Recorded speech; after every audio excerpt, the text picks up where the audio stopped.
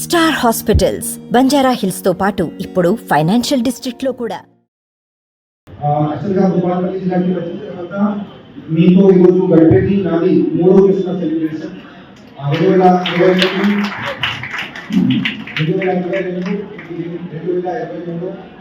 మూడోసారి ఇక్కడ నాకు అవకాశం వచ్చింది.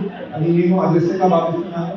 మన క్రిస్టియానిటీ సంబంధించిన మాట్లాడంటే మన భారతదేశంలో జనరల్గా ఈ వాస్కో డి గామా వచ్చిన తర్వాతనే క్రిస్టియానిటీ ఇక్కడ మొదలైంది చాలా మంది అంటారు. కానీ మన చరిత్రను చూస్తే ఇంతకుముందు సెయింట్ థామస్ గారు మన 52 ఏడీలోనే ఇక్కడికి వచ్చి అప్పుడు మన క్రిస్టియానిటీని ఇక్కడికి కొంత పబ్లిసైజ్ చేయడం జరిగింది.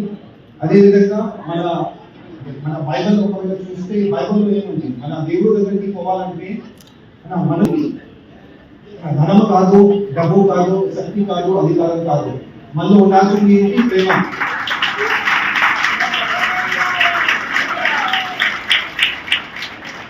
సో మనలో ఒకవేళ ప్రేమ ఉంటే మనం ఏదైనా సాధించుకోవచ్చు. ఎంత పెద్ద సమస్య వచ్చినా కూడా మనం దాన్ని దాటి దానికి అడంగా కాకుండా మనం మన సక్సెస్ ని సాధించుకోవచ్చు. దీనికి ఒక చిన్న ఉదాహరణ కూడా ఉంది, టైం కూడా తక్కువ.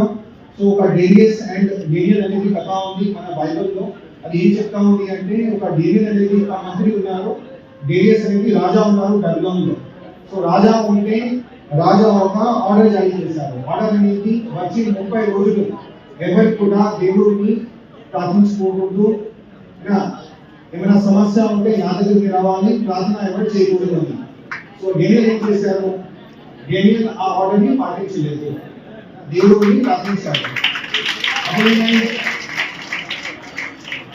అప్పుడు ఏమైంది?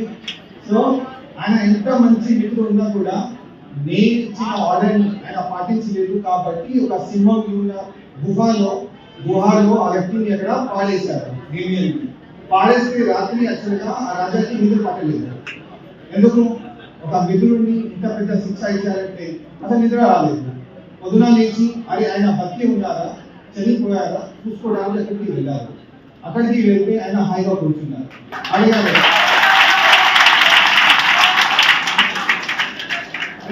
కదా, ఇంత పెద్ద పెద్ద సింహాలు ఉన్నాయి, ఇక్కడ ఉన్నాయి, మీరు ఎట్లా బతికారు? దానికి జవాబు ఏంటి?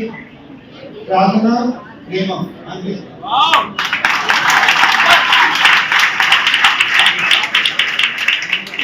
సో మనము కూడా మన జీవితంలో ప్రతిరోజు ఇప్పుడు దేవుడు వచ్చాడు ఏదో ఒక ప్రాంతం కోసం కాదు, మతం కోసం కాదు, జాతి కోసం కాదు, దేశం కోసం కాదు, అందరినీ చూసుకోవడానికి అందరినీ కాపాడుకోవడానికి దేవుడు ఇక్కడ వచ్చాడు. మనల్ని తీసుకోవడానికి వచ్చారు. మనం కూడా ప్రతిరోజు జాతి మతాలు భేదాలు ఎటువంటి భేదాలు లేకుండా మనం కూడా చిత్తశుద్ధితో మనం ప్రార్థన చేస్తూ ఉంటే మనకి కూడా అన్ని కళలు సాకారమవుతాయి. సో మీ అందరికీ ఇంకొకసారి క్రిస్మస్ ది శుభాకాంక్షలు తెలియజేస్తున్నాను. మరిన్ని వీడియోస్ కోసం ఛానల్ ని సబ్స్క్రైబ్ చేయండి, లేటెస్ట్ అప్డేట్స్ కోసం వాట్సాప్ ఛానల్ ని ఫాలో చేయండి అండ్ లింక్ డిస్క్రిప్షన్ లో ఉంది.